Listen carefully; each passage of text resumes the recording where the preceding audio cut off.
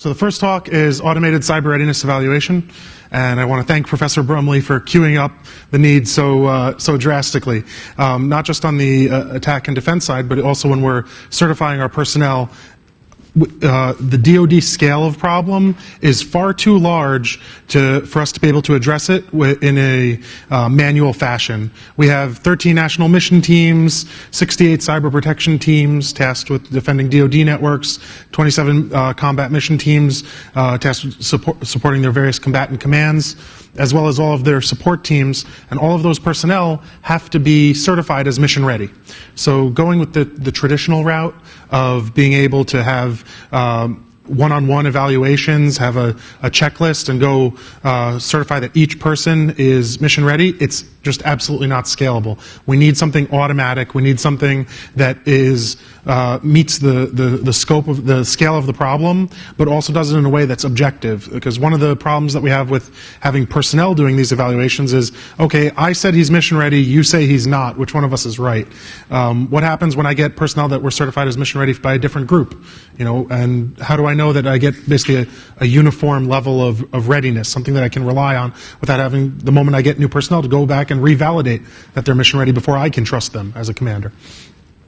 So the core philosophy for ACE has always been not just train as you fight, but evaluate as you fight. So take your cyber operators, place them in a familiar environment, something that looks and feels like their work environment, and then give them a task, give them a mission to complete.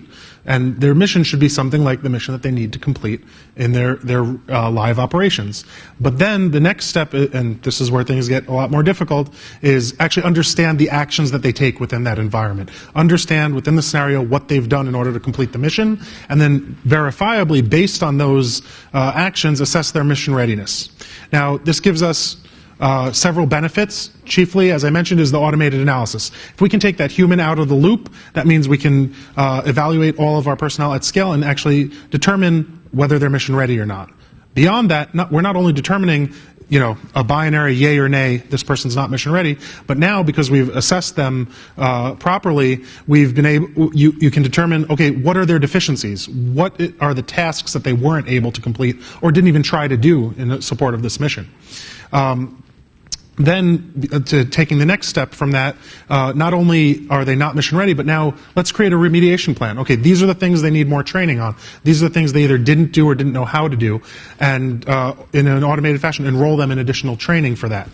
And beyond that, all of the data that we've captured is now available for future review. So 5, 10, however many years down the road, if I want to go look at my top performers and say, okay, these are the people that ended up actually driving the force forward, well, what did they show back when we first recruited them that the other participants didn't? And now can we look at that in order to isolate in advance, you know, do our staff selection based on actual data-backed criteria. So this is the overall architecture of the system as we designed it. We have a participant here that is logging into our system, our simulated training environment. This is provided using STEP technology. So this is the mature cyber simulation capability that we use for all of the big exercises, Cyber Flag, Cyber Guard, etc., as well as smaller scale exercises for the various commands. What we've added to that is this ACE capture capability. So what this capability lets us do is actually capture what's going on in the environment. That output is a video stream that goes into the ACE vision system. This is a computer vision system that actually understands what's going on in the environment in the capture that we've done. And that gets processed by ACE-Eval. This is what takes those raw detections and determines, okay, what knowledge, skills, and abilities are represented here, and then based on that outputs the ACE skills report.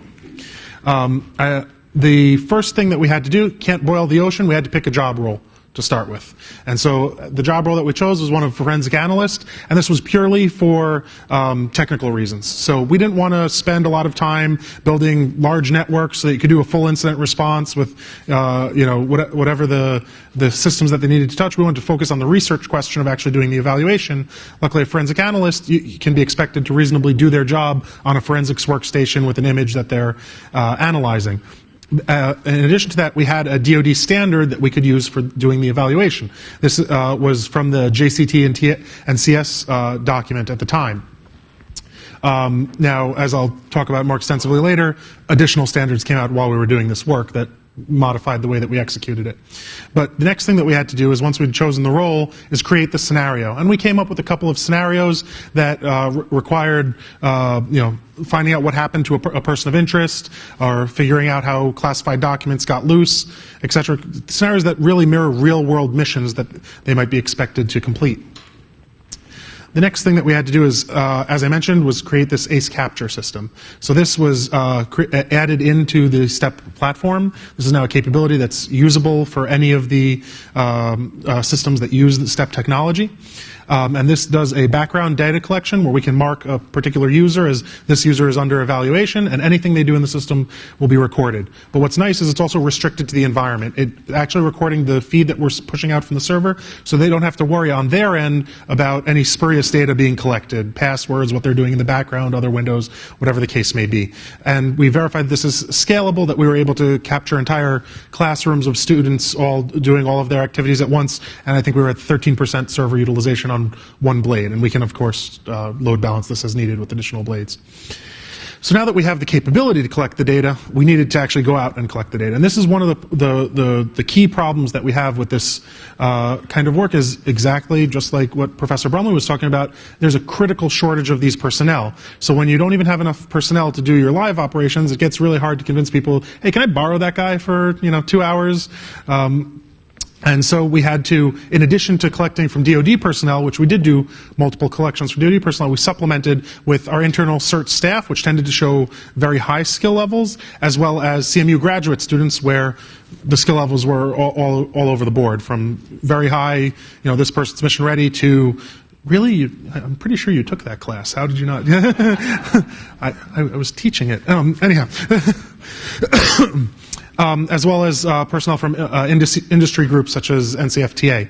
And so we collected these data captures in order to be able to start doing our analysis. So the first, this work is a continuation of work that was done under Lens in a previous year and then last year's line, and we created a vision system. And the vision system, the prototype worked well for doing the raw detections. The problem was it didn't scale enough for a DoD scope of the problem. In one of our initial tests as under the line project here was, okay, we have a system that works. How long would it take to do a full analysis on a 2-hour capture, actually analyze somebody? And we just used one of the researchers' laptops, and somewhat underpowered system, to be fair. But then we ran it for a little bit, did a projection, and figured out, okay, as long as we have over a year for each individual person to do the processing, we're fine. So clearly this was not scalable to start. What's good is that was a completely unoptimized system. That was just our proof of concept to get functionality working. Once we started focusing on actual scalability as the core focus of the project, we were able to drastically reduce the calculations that needed to be done by pre-processing as much as we could, because a lot of the things that we're detecting, that we're looking for in these video streams, they're known values. This is how we're cheating, essentially. Computer vision is really hard. I'm not going to tell you that on my line budget I solved computer vision. We're going to have robots walking around and autonomously navigating. No.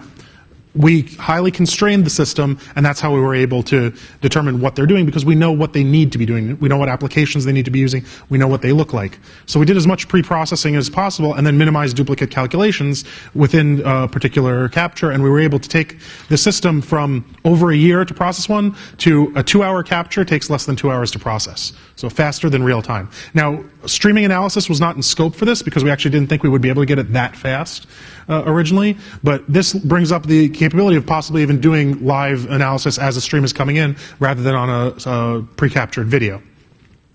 So the next step was, now that we have these detections and we're able to actually detect what's going on, here's the things that were done in the system, we needed to look at the evaluation. And this was another challenge for the project is, as I mentioned earlier, that standard that we were evaluating against was less than optimal.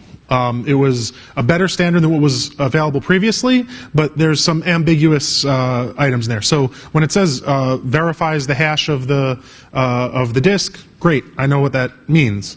I always look to my supervisors, and they look nervous when I make this offer, but I always make the offer of, you can have my budget, which I'm even more happy to give you right now, if you can answer the question of, what does knowledge of operating systems mean? And that's word for word one of the requirements in that standard. He has knowledge of operating systems. Now, turning that into actionable, verifiable metrics is very difficult. And so we put in a lot of effort into this, and based on those differing complexities, we came up with various models for verifying each one of these. We started running into the problem, though, that we needed subject matter experts. We need to capture their knowledge in order to determine basically to train these models. And so we created a data tagging system that allowed subject matter experts to tag their data as they were looking at feeds from these captures that we had done. And we went through several iterations of these machine learning solutions, and that revealed a problem in our data set in that the signal to noise ratio was much lower than we had originally expected it to be by, orders of magnitude. And so the problem was, in order to be able to really train these systems well enough to have good classifiers, we were going to need to go back and do more data captures with far more people. And as I mentioned, the problem that we had was that of the personnel availability in the first place. Thankfully, as we were grappling with this, better standards became available. With the 1,000 and 2,000 level tasks for these job roles, we were able to sidestep that requirement and actually have specific actionable items that needed to be measured. Thankfully, we'd already developed for things like, verifies the hash of the drive. This was what all the tasks look like now, and we already had a system for that we had developed, so we're able to use this to create what we called gate-based assessments. So these are the gates they have to go through as they're completing their tasks. These are the things that they have to do in order to be considered mission ready. Now that we have that better standard, we no longer needed this full machine learning solution in order to assess them.